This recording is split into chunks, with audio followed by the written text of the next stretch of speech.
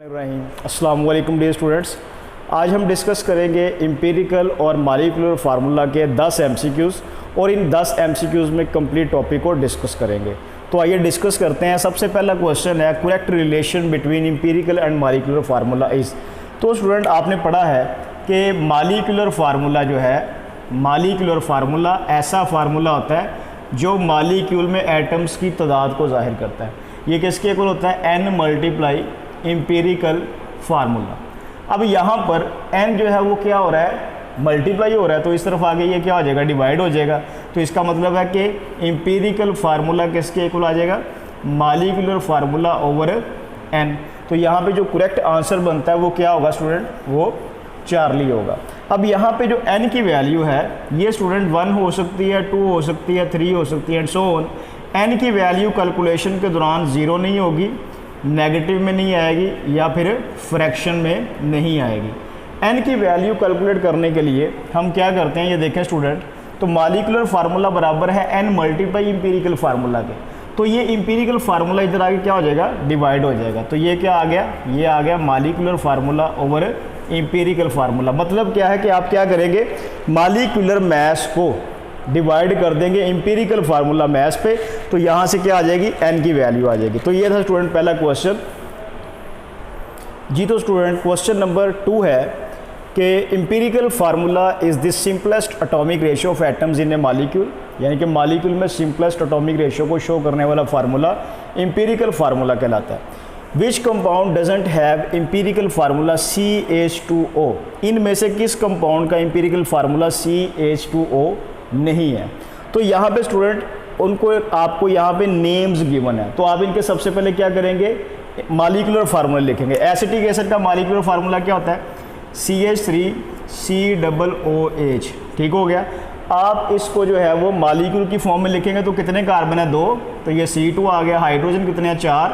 तो ये 4 हाइड्रोजन और ऑक्सीजन कितने हैं? 2। तो यहाँ पे एटॉमिक रेशियो क्या बनती है? 2:4:2। ये स्टूडेंट क्या होगी? ये एटॉमिक रेशियो है। आपसे पूछा जा सकता है किसी मॉलिक्यूल में एटॉमिक रेशियो बताएं, तो ये एटॉमिक रेशियो है। बात की समझ लगी? इसको सिंपलेस्ट करना है तो स्मॉल नंबर पे डिवाइड कर दे। 2 पे सारे डिवाइड हो रहे हैं, तो ये सिंपलेस्ट रेशियो क्या बन जाएगी? 1:2:1। तो फार्मूला क्या बन गया? CH2O। तो आपसे यहाँ से पूछा जा सकता है कि एसिटिक एसिड में एटॉमिक रेशियो क्या है? ठीक है, तो एटॉमिक रेशियो क्या होगी? 2:4:2। जबकि सिंपलेस्ट रेशियो क्या है? 1:2:1। और ये इसका क्या है? Empirical formula.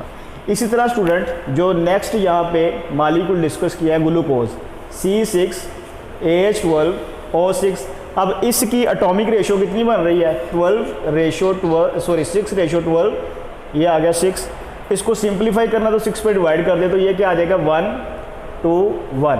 तो ये एटॉमिक रेशियो, ये सिंपलेस्ट एटॉमिक रेशियो हो गया। तो इसका भी फार्मूला क्या बन गया? CH2O। ठीक हो गया। इसी तरह स्टूडेंट मेथनॉल की अगर बात करें हम, तो ये है जी CH3OH। तो यहाँ पे कार्बन कितने हैं? 1। हाइड्रोजन कितने हैं? 3 और 1 4।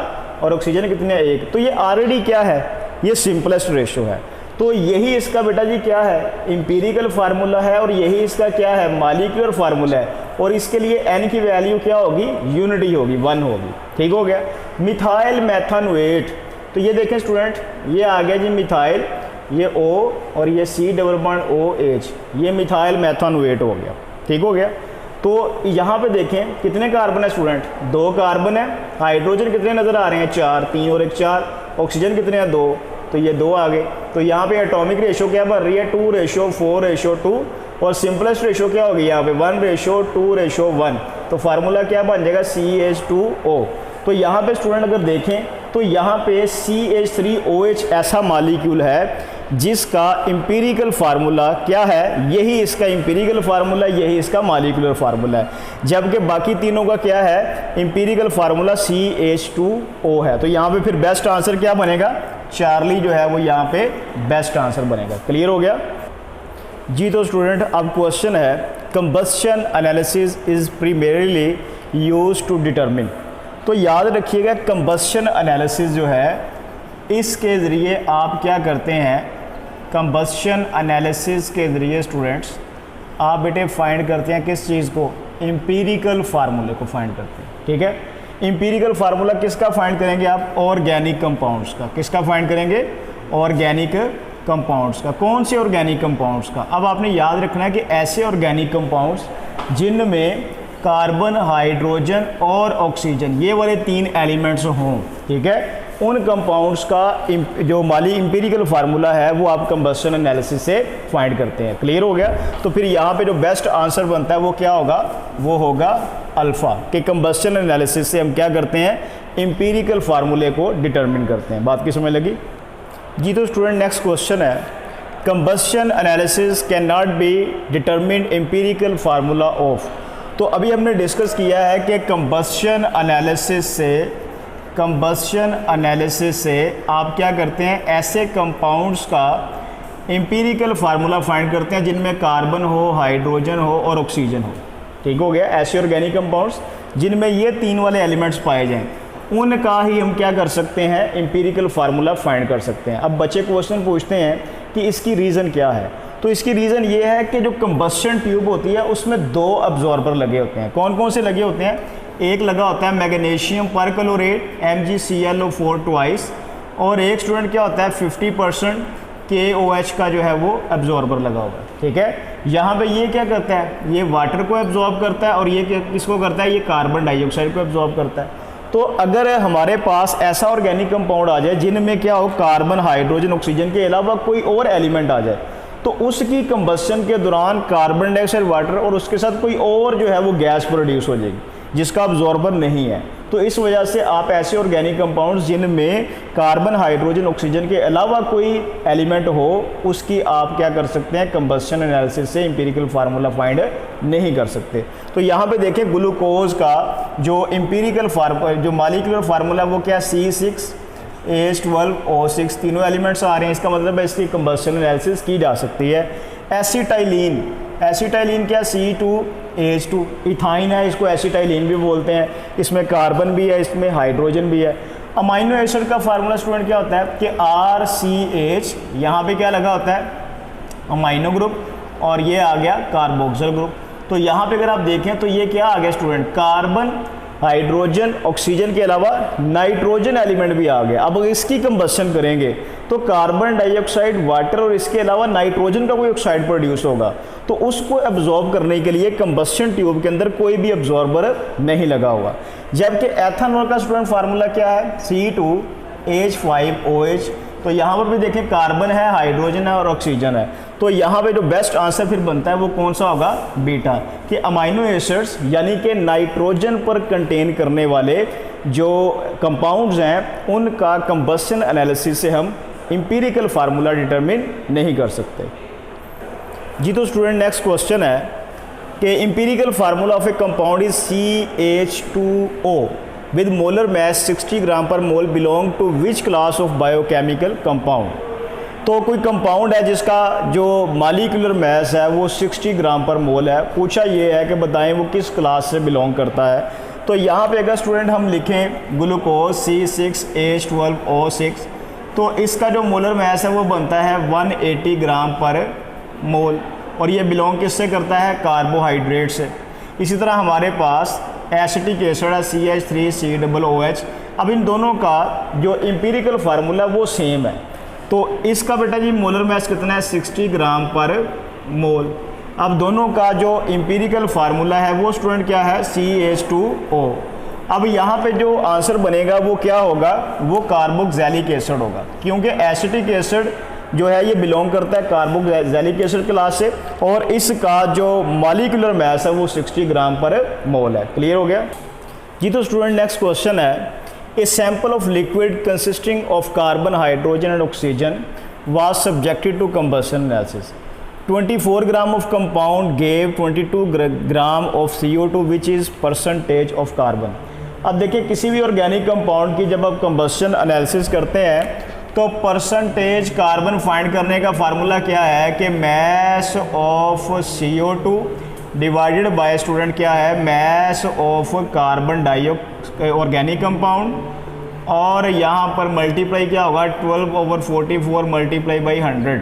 तो यहाँ पे क्वेश्चन में अगर आप देखें तो जो मास ऑफ CO2 है वो कितना है स्टूडेंट? वो है 22 ग्राम। जबकि मैस ऑफ ऑर्गेनिक कंपाउंड कितना गिवन है 24 ग्राम, और यहाँ पे 12 फार्मूले का 44 आ गया, साथ ये 100 आ गया। तो यहाँ पे इसको सॉल्व करें तो ये क्या आ गया 2, और इसी तरह इसको डिवाइड करें तो ये भी 2, और 2 और 2 मल्टीप्लाई होगा 4 आ जाएगा। इसका मतलब है ये 100 ओवर क्या आ गया 4, तो ये अप्रोक्सीमेटली आंसर क्या आ जाएगा 25%। तो यहाँ पे जो बेस्ट आंसर होगा वो क्या होगा स्टूडेंट 25%। क्लियर जी। तो स्टूडेंट नेक्स्ट क्वेश्चन है 1 mole of an organic compound is completely burn in excess of oxygen, कि 1 मोल कंपाउंड है उसको आप एक्सेस ऑक्सीजन में बर्न करेंगे, which compound produce exactly 5 mole of water.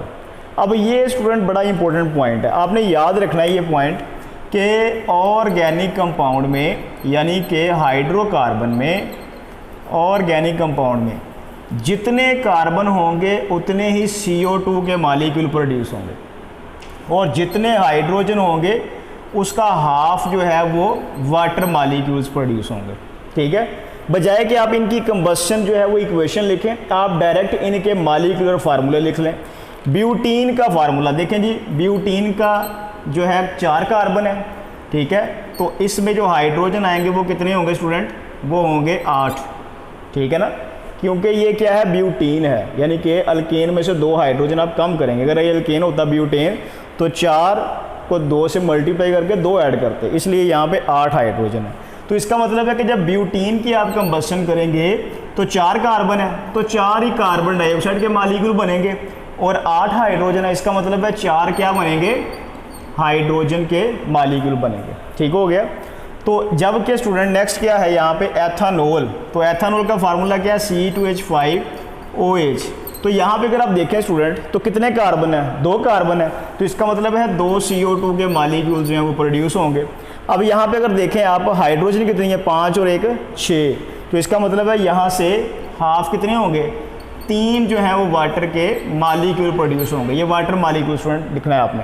इसी तरह यहाँ पे आ गया जी ब्यूटानोल, ब्यूटानोल C4H7OH आ गया। ठीक हो गया, ब्यूटानोल C4H जो है वो 9 है। ठीक हो गया, तो ब्यूटानोल ये आ गया। तो ब्यूटानोल में स्टूडेंट अगर आप देखें तो कितने कार्बन है जी, यहाँ पे देखें आप 4 कार्बन है, तो यहाँ से क्या होंगे 4 कार्बन डाइऑक्साइड के मॉलिक्यूल प्रोड्यूस होंगे, और 9 और 1 10 हाइड्रोजन है, तो इसका मतलब है यहाँ से 5 वाटर के मॉलिक्यूल प्रोड्यूस होंगे। इसी तरह प्रोपेन 3 कार्बन है, और स्टूडेंट यहाँ पे क्या होगा 8 हाइड्रोजन होंगे, तो यहाँ पे 3 कार्बन डाइऑक्साइड के और 4 जो है वो वाटर के मॉलिक्यूल प्रोड्यूस होंगे। फिर मैं बता रहा हूँ आपको कि ऑर्गेनिक कंपाउंड की जब आप कंबस्शन करते हैं एक्सेस ऑक्सीजन में, ऑर्गेनिक कंपाउंड में जितने कार्बन होंगे उतने ही कार्बन डाइऑक्साइड के मॉलिक्यूल प्रोड्यूस होंगे, और जितने हाइड्रोजन होंगे उसका हाफ जो है वो वाटर मॉलिक्यूल प्रोड्यूस होंगे। तो यहाँ पे अगर आप देखें तो ब्यूटीन से 4 वाटर मॉलिक्यूल, एथानॉल से 3, और जबकि ब्यूटानोल से 5, और यहाँ पे प्रोपेन से 4 वाटर के मॉलिक्यूल प्रोड्यूस हो रहे हैं। तो यहाँ पे फिर आंसर एग्जैक्ट क्या होगा ब्यूटानोल होगा, चार्ली इसका आंसर होगा। क्लियर हो गया जी स्टूडेंट। नेक्स्ट कंबस्शन एनालिसिस से एक क्वेश्चन है, molar mass of a compound is 180 gram per मोल, यानी कि इसको हाईलाइट कर ले, मोलर मैस कंपाउंड का 180 ग्राम है, विद 40%, 6.67% और 53.3% कार्बन हाइड्रोजन ऑक्सीजन है उसके अंदर बिलतरतीब। कैलकुलेटेड फ्रॉम कंबस्शन एनालिसिस, ये परसेंटेज हमने कंबस्शन एनालिसिस से फाइंड की है। क्वेश्चन है इंपीरिकल फार्मूला उस कंपाउंड का क्या होगा। अब यहाँ पे देखें, आपने एक पॉइंट याद रखना है, अगर स्टेटमेंट में आपको मॉलिक्यूलर मैस गिवन हो तो आप उससे इजीली क्या कर सकते हैं, मॉलिक्यूलर फार्मूला और इंपीरिकल फार्मूला फाइंड कर सकते हैं। इसके लिए कोई कैलकुलेशन की ज़रूरत नहीं है। तो हमें पता है स्टूडेंट कि जो ग्लूकोज है C6H12O6, इसका मॉलिक्यूलर मैस कितना है 180 ग्राम पर मोल। ठीक हो गया। जबकि इसका इंपीरिकल फार्मूला क्या होता है CH2O। तो डायरेक्ट आपने क्या किया 180 जो है वो ग्लूकोज का मॉलिक्यूलर मैस और इसका इंपीरिकल फार्मूला मैस दोनों को आइडेंटिफाई कर लिया है। किसी किस्म की कैलकुलेशन की ज़रूरत नहीं है, डायरेक्ट आप क्या करें चार्ली ऑप्शन को क्या कर देंगे टिक कर देंगे। क्लियर हो गया जी स्टूडेंट। क्वेश्चन है कंबस्शन एनालिसिस में वाटर एब्जॉर्बर किस चीज़ पर कंटेन करता है, यानी कि कौन सा कंपाउंड जो है वाटर को एब्जॉर्ब करता है। तो आपने याद रखना है स्टूडेंट कि कंबस्शन ट्यूब के अंदर मैग्नीशियम जो परक्लोरेट है, इसका नाम है मैग्नीशियम परक्लोरेट, ये क्या करता है, ये एब्जॉर्ब करता है किसको, वाटर को, और इसकी एब्जॉर्प्शन जो है वो फिजिकल एब्जॉर्प्शन होती है। वो क्या होती है? फिजिकल एब्जॉर्प्शन होती है। मतलब क्या है कि यहाँ पर जो मैग्नीशियम परक्लोरेट है ये हाइग्रोस्कोपिक नेचर का है, ये मॉइस्चर को एब्जॉर्ब कर लेता है, ठीक है, और वो फिजिकली एब्जॉर्ब हुआ है, आप उसको वाटर को सेपरेट वहाँ से कर सकते हैं। जबकि 50% जो KOH का सोल्यूशन होता है ये क्या करता है? ये एब्जॉर्ब करता है कार्बन डाइऑक्साइड को, और इसकी जो एब्जॉर्प्शन है वो केमिकल एब्जॉर्प्शन होती है। केमिकल एब्जॉर्प्शन से मुराद ये है कि CO2 जब KOH में एब्जॉर्ब होगी तो केमिकल रिएक्शन हो जाएगा। उसकी रीज़न क्या है कि KOH जो है ये क्या है? ये एक बेस है, जबकि कार्बन डाइऑक्साइड क्या है? ये एसिडिक ऑक्साइड है। तो ये आपस में रिएक्शन करके क्या बना देंगे? K2CO3, ठीक हो गया, K2CO3 प्लस साथ क्या बन जाएगा? वाटर बन जाएगा। तो यहाँ पे टू लगा लें, इक्वेशन भी बैलेंस हो गई। तो ये देखें ये एसिड बेस रिएक्शन है। तो आपने याद रखना है कंबस्शन ट्यूब के अंदर वाटर की एब्जॉर्प्शन करता है मैग्नीशियम परक्लोरेट, और ये एब्जॉर्प्शन फिजिकल एब्जॉर्प्शन है। जबकि 50% KOH जो है ये कार्बन डाइऑक्साइड को एब्जॉर्ब करता है, ये केमिकल एब्जॉर्प्शन है, ये एसिड बेस बेसिकली रिएक्शन हो जाता है। बात की समझ लगी स्टूडेंट? तो ये था जी लास्ट क्वेश्चन। उम्मीद है कि आपको सारे MCQs क्लियर हुए होंगे। कोई भी क्वेश्चन हो आप कमेंट बॉक्स में जो है वो क्वेश्चन पूछ सकते हैं।